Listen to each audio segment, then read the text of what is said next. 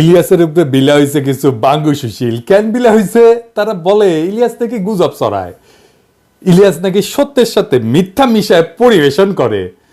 এই বিষয়টা আমরা আজকে বুঝে দেখব সত্যি সত্যি ইলিয়াস সত্যের সাথে মিথ্যা মিশায় পরিবেশন করে কিনা। তার পাশাপাশি ওই যে যেটা কয় না বিলো দ্য বেল্ট, সেই খেলা শুরু করেছে। কইতেছে ইলিয়াস নাকি মিলিয়ন মিলিয়ন ডলার ইনকাম করে। উরে বাবা, ভিডিওর ভিউ থেকে সোশ্যাল ব্লেড নামে একটা সাইট আছে, উঠে গেলে দেখবেন যে এই কোন সাইট কোন ইউটিউব চ্যানেলের কেমন ইনকাম হইবার পারে। হ্যাঁ, এটা একটা ধারণা দেওয়ার চেষ্টা করে। ওইটা দেখে বাঙ্গুলিটা ভাবিছে বা এটা চমৎকার জায়গা পাইছি তো, বিশাল প্রচুর জ্ঞান আহরণ করিচ্ছি তো। তারপরে উটি থেকে ওগুলো নিয়ে এসে কপি পেস্ট করে ওই জ্ঞান বিলানোর চেষ্টা করে। যারা অনেকদিন থেকে ইউটিউবিং করেন, ইউটিউব করতে করতে বাল পাকায় ফেলছেন, তারা ইলিয়াসের ভিডিও যদি দেখেন তাহলে বুঝতে পারবেন যে ইলিয়াসের ভিডিওর বেশিরভাগ ভিডিওর এই মনিটাইজেশন মানে টাকা আসে না আর কি। এইটা শুধু ইলিয়াস না, সারা দুনিয়া যারা অ্যাক্টিভিজম করে তাদের জন্য এটা একটা বড় সমস্যা। কারণ তাদের ভিডিওতে ভায়োলেন্স থাকে, ভায়োলেন্ট ছবি থাকে, ভায়োলেন্ট ক্লিপ থাকে। এইসব থাকলে যারা ইউটিউবে বিজ্ঞাপন দেয় না পণ্যের, ওইরা বিজ্ঞাপন দিতে রাজি হয় না। ওদের একটা স্ট্যান্ডার্ড আছে, কমিউনিটি স্ট্যান্ডার্ড। ওইটার মধ্যে ভায়োলেন্ট ছবি, রক্তপাত ইত্যাদি ইত্যাদি এইসব থাকলে ভিডিও মনিটাইজেশন করা যায় না। এটা ছাড়াও ওই দেখেন পুলিশ মার্চ করিচ্ছে, মারিচ্ছে, এই সমস্ত জিনিস থাকলে, মিলিটারি মার্চ করিচ্ছে, রক্তপাত হচ্ছে, এইরকম জিনিস থাকলে কখনোই ওই ভিডিও মনিটাইজেশন করা যায় না। এটা ছাড়াও আরো সমস্যা আছে, সেটা হইতেছে পলিটিক্যাল ভিডিওতে রিপোর্ট হয়, প্রচুর রিপোর্ট হয়। অনেক বেশি যদি রিপোর্ট হয় তাহলে মনিটাইজেশন অফ হয়ে যায়। ইলিয়াস যদি মিলিয়ন মিলিয়ন ডলার কামাইতো তাহলে উবের চালায়, তার পেট চালাইতে হইতো না। যারা মেলা চেষ্টা চরিত্র করিছে, ইউটিউবার হবি, ফেসবুকার হবি, মেলা মানুষ চিনবি, যারা যখন পারেনি তখন ওই ঈর্ষা ওটা ঢেলে দেয় ইলিয়াসের উপরে। আপনি চিন্তা করেন, যে ছেলেটা সারাদিন আসলে উবের চালায় নিজের পেট চালানোর জন্য, কতখানি নির্মম, কতখানি অসংবেদনশীল হইলে, কতখানি প্রতিহিংসা পরায়ণ হইলে এইরকম একটা অপবাদ দেয় একজন অ্যাক্টিভিস্টকে। ইলিয়াসের হয়তো সীমাবদ্ধতা আছে, সবারই আছে, আমারও আছে। কিন্তু বাংলাদেশের প্রশ্নে, বাংলাদেশের স্বার্থের প্রশ্নে, বাংলাদেশের জাতীয় স্বার্থের প্রশ্নে ইলিয়াস কখনো কোথাও কাউকে ছাড় দেবে না। ইলিয়াস ব্যক্তিগত লাভের জন্য দেশের স্বার্থকে কোনোদিন বিকায় দেবে না, এটা বিক্রি করবে না। এই জন্যই দেশের মানুষের অকাতর ভালোবাসা পাইছে। দেশের মানুষ না যখন কাউরে ভালোবাসে এমনি এমনি ভালোবাসে না, সে বুঝে যে কারে ভালোবাসা যায় আর কারে যায় না।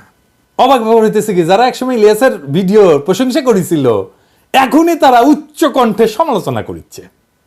যাই হোক, আসেন আমরা দেখি ইলিয়াসের ভিডিও নিয়ে কথা বলি। আমি আসলে ভিডিওর কন্টেন্ট নিয়ে কথা বলবো না, আমি দেখব যে এই যে গুজব টুজব বলতেছে, সত্য মিথ্যা মিশানো বলতেছে, ওই বিষয়টাই দেখব। আসেন আমরা আসলে দেখি সত্য কারে বলে। দেখেন, আমরা যদি ধর্মের দিক থেকে দেখি তাইলে সত্য কই থাকে? সত্য কিন্তু সবসময় খোদাই, ঐশ্বরিক। এটা আদার ওয়ার্ল্ডে থাকে, এটা ঈশ্বরের কাছে থাকে, সৃষ্টিকর্তার কাছে থাকে। আমরা সত্যের নিকটবর্তী হওয়ার চেষ্টা করি। মিডিয়ার কাজ কি সত্য বলা? প্রশ্ন শুনে মনে হইতে পারে হ্যাঁ, মিডিয়ার কাজ তো সত্য বলাই। আসেন আমরা একটা ঘটনা দিয়ে এই মিডিয়ার সত্য বলার ঘটনাটা দেখি। ওই যে প্রথম আলোর সামনে যে জিয়াফতের ঘটনা ঘটেছিল না, জিয়াফতের দিন কি করেছিল? পুলিশ পিটাইছিল, তাই না? বিনা উস্কানিতে আলো নিভাই দিয়া সবাই রে পিটায় সরাই দিছিল লাঠিচার্জ কইরা। কিন্তু ওই ঘটনাটা প্রথম আলো কিভাবে লিখলো যারা ওইখানে জিয়াফত করতে গেছিল তারাই বিশৃঙ্খলা করেছে, তাই না? হ্যাঁ, বিশৃঙ্খলা কে করলো? যারা জিয়াফত করতে গেছিল, যারা মাইর খেলো, তারাই নাকি বিশৃঙ্খলা করছিল। স্পষ্ট ভিডিও ফুটেজ আছে, আমি দেখাইছি, আজ আর দেখাইলাম না। দেখেছেন তো, আলো নিভাই দিয়ে খুব শান্ত, বিনা উস্কানিতে যে জমায়েত তার উপরে লাঠিচার্জ শুরু করলো বিনা কারণে। ওইখানে আলো নিভাইছে পুলিশ, কখনো ওখানে আলো নিভানো হয় না। তার মানে পুলিশ জানতো, প্রস্তুতি নিছে যে তা মারবে, তারপরে বিনা উস্কানিতে ঝাঁপায় পড়ছে। শুধু যে ঝাঁপায় পড়ছে তাই না, একজন অ্যাক্টিভিস্টকে ধইরা প্রথম আলো অফিসের মধ্যে ধরে নিয়ে গেছে, ওইখানে বিভৎসভাবে নির্যাতন করছে। প্রথম আলো নিউজে ওইগুলো আছে যে আলো নিভাই দেওয়া হয়েছিল, বিনা উস্কানিতে মারপিট করা হয়েছে। একজনকে প্রথম আলোর অফিসে নিয়ে যায় মারপিট করা হয়েছে? আছে? নাই। তার মানে প্রথম আলো ঘটনার একটা দৃষ্টিকোণ থেকে, তাদের দৃষ্টিকোণ থেকে সংবাদ হিসেবে উপস্থাপন করছে। প্রথম আলোর উল্টা পাশের অংশ যারা, মানে আমরা, তাদের কণ্ঠস্বরকে স্তব্ধ করে দিছে। সত্যটা কি? আমরা যেটা বলছি সেটা, নাকি প্রথম আলো যেটা বলছে সেটা? সম্ভবত এই ঘটনার আরো অনেক দৃষ্টিকোণ আছে, কারণ আমরা দুইটা পক্ষ, প্রথম আলো এবং আমরা। প্রথম আলো একটা পক্ষ, আমরা আর একটা পক্ষ। তাহলে একটা তৃতীয় নিরপেক্ষ বা অন্য আর একটা পক্ষ, আরো 3-4টা পক্ষ থাকতে পারে। সবগুলো দৃষ্টিকোণ কি একটা সংবাদ মাধ্যম প্রকাশ করে না? সে করে তার জন্য যেটা সবচেয়ে সুবিধাজনক সেটা প্রকাশ করে। মিডিয়া যা প্রকাশ করে সেটা ঘটনার প্রতিক্রিয়া প্রকাশ করে, ঘটনা না। আসল ঘটনাকে সে পুনর্নির্মাণ করে, বানায়। সে পুনর্নির্মিত ঘটনাকে একটা ঘটনা হিসাবে প্রচার করে, এবং এই ঘটনার বাইরে যেগুলো, সেগুলো হয়ে যায় গুজব। আমি একটা এক্সাম্পল দিই।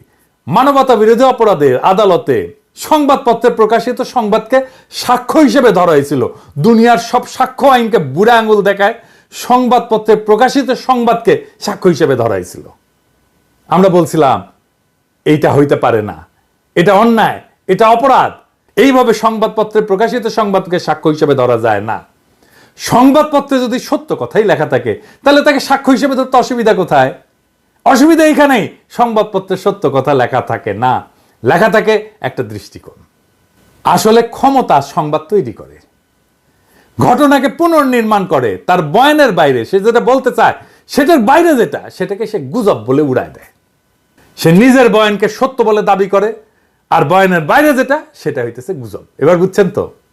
আমারও তো বলে গুজববাজ। আমি তো পত্রিকার নিউজ টিউজ রেফারেন্স দেখাই, তারপরেও আমি নাকি গুজব ছড়াই। তার মানে গুজব হইতেছে তার বয়ানের বাইরে যেটা, তার বিশ্বাসের বাইরে যেটা, সেটাই গুজব। কিন্তু ধরেন মিডিয়া যেটা প্রকাশ করে, অথবা যেটাকে তারা গুজব বলে দাবি করে, এটা কিন্তু সত্য বা মিথ্যার বিষয় না। এই দুটেই হইতেছে পারসেপশন। এটাকে বলা যাইতে পারে ধারণা।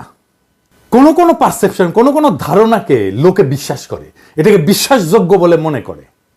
এমনকি এইরকম ধারণা যে ক্ষমতার গদিকেও কাঁপায় দিতে পারে। আপনি যেটাকে বিশ্বাসযোগ্য বলে ভাববেন সেটা কিছু পূর্ব শর্ত আছে, সেই পূর্ব শর্তগুলো পুরো হইলে বিশ্বাস পোক্ত হয়। আমি একটা এক্সাম্পল দিই। ধরেন র‍্যাব কইতেছে যে হেলিকপ্টার থেকে গুলি করা হয় নাই, কিন্তু আমরা জানি, আমরা বিশ্বাস করি হেলিকপ্টার থেকে গুলি করা হয়েছে। তার মানে বুঝছেন তো, আমরা যেটা মনে করতেছি এইটা বিশ্বাসযোগ্য।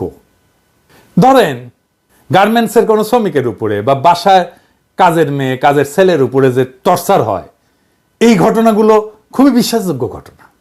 1857 সালে সিপাহী বিপ্লব হয়েছিল, ওইখানে রটনা হয়েছিল যে ওই যে কার্তুজের মধ্যে শূকর আর গরুর চর্বি একসাথে মিশায় দেওয়া হয়েছে, এবং কার্তুজটা মুখ দিয়ে কাটতে হইতো। ওটা একটা বিশ্বাসযোগ্য বিষয় ছিল। এই যে পারসেপশন বা জনতার মধ্যে যে ধারণা, বিশ্বাসযোগ্য ধারণা তৈরি হয়, এইটাকে নিয়ন্ত্রণ করার জন্যই মিডিয়ার জন্ম। মিডিয়া মানেই জনতার পারসেপশন বা ধারণাকে নিয়ন্ত্রণ করা। মিডিয়া মানেই একটা প্রোপাগান্ডার মেশিন। মিডিয়া কোন একটা পারসেপশন বা ধারণাকে সত্য বলে দাবি কইরা রটাইতে থাকে। এখন ক্ষমতার কি দরকার? এই পারসেপশনটাকে কন্ট্রোল করা দরকার তো, কারণ আমরা দেখতেছি যে এই পারসেপশনগুলো ক্ষমতার গদিকেও কাঁপায় দিতে পারে।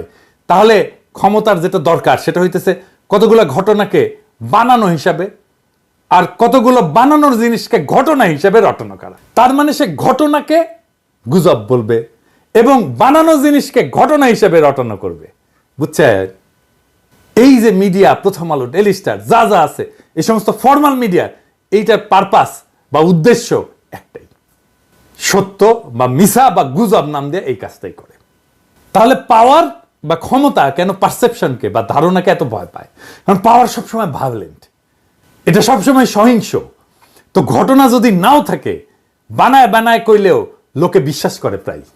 তার মানে এই যে প্রিকন্ডিশন হচ্ছে যে ক্ষমতা সবসময় সহিংস, পূর্ব শর্ত হচ্ছে সহিংস, তাই সে সহিংসতা যদি নাও করে, যদি কেউ বানাও বলে যে মারছে, এটা পুলিশে মারে, এটা বিশ্বাস করে ফেলবে মানুষ।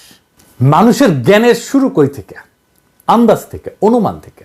আমরা বিজ্ঞানের ভাষায় বলি হাইপোথিসিস। হাইপোথিসিসকে প্রমাণ করে বা অপ্রমাণ করে জ্ঞান অগ্রসর হয়। মানুষের হুশ, কালচার, তার এলেমের গোড়া হচ্ছে আন্দাজ বা অনুমান। যে আন্দাজ করে না সে বেহুশ। ক্ষমতা আপনার আন্দাজের ক্ষমতাকে নাম দেবে গুজব। কিন্তু আন্দাজ করাটা আপনার হক, আপনার অধিকার। ক্ষমতার দাবরা নিতে হয়তো জাহির করতে পারবেন না আপনার আন্দাজ, কিন্তু আপনার আন্দাজের হক নাই এইটা মনের ভিতরে কখনো মাইনা নেবেন না। গায়ের জোরে হয়তো লাগতে না পেরে পিছিয়ে আসবেন, কিন্তু বেহুশ হইয়েন না কখনো। মনে রাখবেন আন্দাজ করা আপনার হক। ইলিয়াস যা করে সেটা কি গুজব? ইলিয়াস তার যে ভিডিওগুলা করে, এই ভিডিও কোন ক্যাটাগরির ভিডিও বলেন তো? কোন টাইপের? এইটা যারা ইলিয়াসের সমালোচনা করে তারা কি কখনো দেখছে? ইলিয়াস করে এক্সপ্লোরেটরি ডকুমেন্টারি। এক্সপ্লোরেটরি ডকুমেন্টারিটা আসলে কি? আসেন এটা বুঝে দেখি। এক্সপ্লোরেটরি ডকুমেন্টারি শিরোনাম ব্যবহার করা হয় যখন কোনো ডকুমেন্টারি একটা বিষয় অনুসন্ধান করে এবং প্রমাণ সংগ্রহের পাশাপাশি সম্ভাব্য ধারণা বা অনুমান তুলে ধরে। ইলিয়াস এটা লিখে দেয় তার প্রত্যেকটা এপিসোডের সামনে। তার মানে ভিডিওতে সত্য এবং প্রমাণের পাশাপাশি সে অনুমানও তুলে ধরে। তাহলে সমালোচনা কেন? কেন বলা হয় ইলিয়াস গুজব ছড়ায়, সত্যের সাথে মিথ্যা মেশায়? কারণ ইলিয়াস ক্ষমতার বানানো ঘটনাকে পুরা ঘটনা বলে, সত্য ঘটনা বলে মানতে নারাজ। সে বেহুশ হয় নাই, সে তার হুশ ধইরা রাখছে। যেই ঘটনা ঘটছে তার ভিন্ন ব্যাখ্যা, ভিন্ন বয়ান কইরা সে বলতে চায় ক্ষমতা যেটা বলতে চায় না। ক্ষমতা যেটা বলতে চায় তার চাইতে ভিন্ন বয়ান ইলিয়াস দেয়। বিলিভেবল বয়ান, বিশ্বাসযোগ্য বয়ান ইলিয়াস দেয়। আসিফ নজরুল ক্ষমতা বানলো, ইলিয়াসের ভিডিওতে বিপর্যস্ত হয়েছে এবং হইতেছে। কারণ ক্ষমতা যে বয়ানটা বিশ্বাস করাইতে চায় সেইটা ধাক্কা খাইছে। সেই জন্য ক্ষমতার আশেপাশে থাকা বা যারা ক্ষমতায় যাইতে চায় তারা ইলিয়াসের উপরে ঝাঁপায় পড়ছে। আরে সর্বনাশ, বিপজ্জনক লোক, এরা তো থামাইতে হবে। আসিফ নজরুল আরো বিপর্যস্ত হবেন, ওয়েট করেন। কারণটা হইতেছে আসিফ নজরুল বিপ্লবোত্তর ক্ষমতাকে সামরিক বেসামরিক এলিটদের হাতে তুলে দিছে। তাকে দৌড়ের উপরে রাখা আমাদের কর্তব্য। অনেকে আমারে বলেন যে আপনি বিএনপির পিছে কেন লাগিয়েছেন? আমি বিএনপির পিছে লাগি নাই।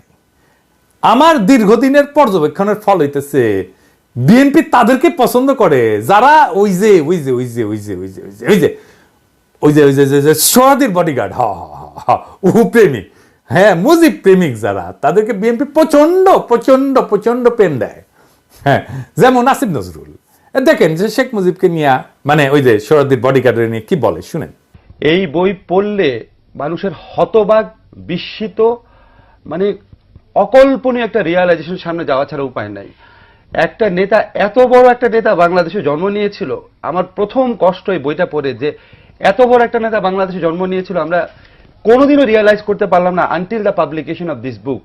আমি রাজনীতির বই কম পড়ি নাই, বঙ্গবন্ধু নিয়ে যারা লিখেছেন তাদের যে কোনো বইয়ের চেয়ে বঙ্গবন্ধুর নিজের আত্মজীবনী অনেক অনেক বেশি অসাধারণ ইন টার্মস অফ এভরিথিং। সাহিত্য মূল্য বলেন, ইম্পার্শিয়ালিটি বলেন, অবজেক্টিভিটি বলেন, স্টোরি টেলিং ক্যাপাসিটি বলেন। এবং আমি আপনাকে কি বলবো, আমি এই বইটা পড়ে আমার কয়েকবার মনে হয়েছে আমি একটা আর্টিকেল লিখি যে শেখ হাসিনাকে ধন্যবাদ, যিনি এই বইটা আমাদের সামনে হাজির করে দিয়েছেন। দেখেছেন দেখেছেন, আমি তো আর আসিফ নজরুলের মতো মুজিব প্রেমিক হইতে পারবো না, পারবো না। তো রাস্তা আছে তাইলে আমার জন্য তো কোনো রাস্তা নাই যে বিএনপি আমাকে প্রচুর প্রেম দিবে। তা খুঁজতে খুঁজতে খুঁজতে খুঁজতে দেখলাম তো যারা বিএনপি বাম্বু দেয় তাদেরকে বিএনপি প্রচুর প্রেম দেয়। যেমন ধরেন মতিউর রহমান, দেখেন সে কি বলে এই গ্রেনেড হামলা নিয়ে। ঘটনার 15 বছর পর এটার বিচার হয়েছে, 19 জন মৃত্যুদণ্ড দেওয়া হয়েছে, 19 জনকে যাবজ্জীবন কারাদণ্ড দেওয়া হয়েছে, আরো অনেককে বিভিন্ন মেয়াদে শাস্তি দেওয়া হয়েছে। এটার বিচার হওয়া দরকার ছিল, উচিত ছিল, সেটা হয়েছে। সেটাতে আমরা সন্তোষ প্রকাশ করি। বিএনপি সরকার বেগম খালেদার নেতৃত্বে তার এই ঘটনার কোনো তদন্ত করতে দেয়নি, বিচার তো দূরের কথা, বরং তারা এই ঘটনাকে উল্টো মুখে প্রচার চালিয়ে এই সব দায় আওয়ামী লীগের উপরে দেওয়ার চেষ্টা করেছিল। শুধু আওয়ামী লীগ না, একই সঙ্গে আমাদের প্রতিবেশী ভারতকে জড়ানোর চেষ্টা করা হয়েছিল। তারা এত সব মিথ্যে তথ্য দিয়ে মানুষকে বিভ্রান্ত করার চেষ্টা হয়েছিল, যেটা একটা অদ্ভুত গল্প কাহিনীকে ছাড়িয়ে যায়। দেখেছেন সে বলে গ্রেনেড হামলায় তারেক রহমানের শাস্তি হয়, সে সন্তোষ প্রকাশ করেছে। গ্রেনেড হামলায় তো সবাই খালাস পেয়ে গেছে, তাই না? তাইলেও কেন সন্তুষ্ট হয়েছিল যে তারেক রহমান একটা সাইজ হয়েছে? এইরকম একটা লোক, এরকম একটা জাউরাক, তাও বিএনপি পছন্দ করে, তাকে বাঁচানোর জন্য করে ঝাঁপে পড়লো সব বিএনপির লোকেরা। আবার দেখেন আসিফ নজরুল কি কয় এই গ্রেনেড হামলা নিয়ে, এই যে দেখেন এটা নাকি বিএনপির দায়, তার মুখেই শুনেন। যদি আপনি আপনাকে প্রশ্ন করেন যে এটার সাথে কি সরকারের কোনো শীর্ষস্থানীয় মহল জড়িত ছিল কিনা, অবশ্যই ছিল। এটা হতে পারে না এত বড় একটা আক্রমণের ঘটনা ঘটেছে সরকারের কোনো মহলই জানে না। সেকেন্ড কোয়েশ্চেন, আপনি যদি বলেন বিএনপি কি এই হত্যার ঘটনা 21 আগস্ট আক্রমণের ঘটনা ধামাচাপা দিতে চেয়েছে, অবশ্যই চেয়েছে। তারা জঘন্য রকম ভাবে ধামাচাপা দিতে চেয়েছে, হাস্যকর ভাবে ধামাচাপা দিতে চেয়েছে, এবং অবশ্যই সরকারের কোনো না কোনো সেক্টর জড়িত ছিল। তো আসিফ নজরুল তো এখন আইনমন্ত্রী, তাইলে এই সময় যে মামলার দায় থেকে বিএনপি সবাই খালাস হইলো, আসিফ নজরুল তখন ঠিক বইলা থাকে, তাহলে কি এটা ভুল? তাহলে এখন যদি এটা ঠিক হয়, তাহলে আসিফ নজরুল কারে খুশি করার জন্য ওই কথাটা বলছিল? কেসটা কি? তাহলে আসিফ নজরুলকে ডিফেন্ড করার জন্য বিএনপি আগে এসছে, প্রথম আলো মতিউর রহমানকে ডিফেন্ড করার জন্য বিএনপি আগে এসছে কেন? কারণ কি জিজ্ঞেস করেন ওদেরকে। তো এটা যদি হয় যে বিএনপিটা বাম্বু দিলে তারা প্রচুর প্রেম দেয়, তো তাহলে তরিকাটা ট্রাই করে দেখা যেতে পারে।